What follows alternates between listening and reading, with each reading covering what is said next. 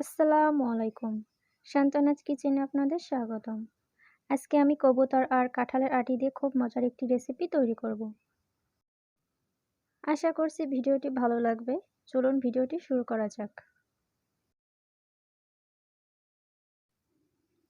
একটা কড়াইতে সাদা তেল গরম করে এর ভিতর গোটা গরম মশলা দিয়ে নাড়িয়ে নিতে হবে স্মেল আসা পর্যন্ত।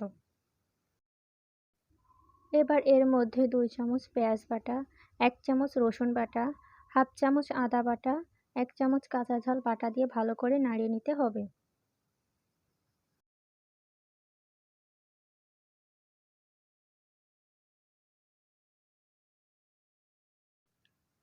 এবার এর মধ্যে নুন, হলুদ গুঁড়ো, জিরে গুঁড়ো আর শুকনো ঝালের গুঁড়ো দিয়ে মশলা কষিয়ে নিতে হবে।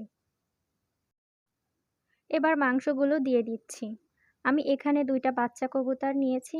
এবার মশলার সাথে ভালো করে কষিয়ে নিতে হবে।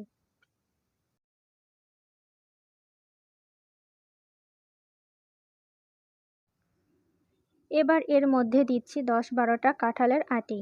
আমি ভালো করে পরিষ্কার করে কেটে নিয়েছি। এবার সব কিছু দিয়ে 5 মিনিটের মতো রান্না করে নিব ঢাকা দিয়ে।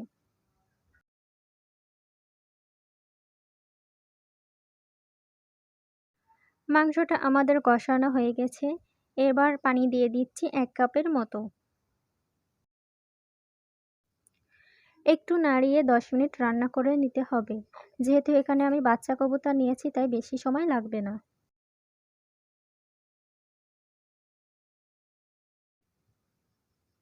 দেখতে পারছেন পানিটা শুকিয়ে গেছে।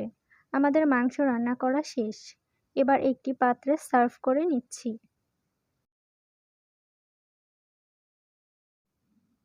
গরম ভাত খিচুড়ির সাথে একদম জমে যাবে।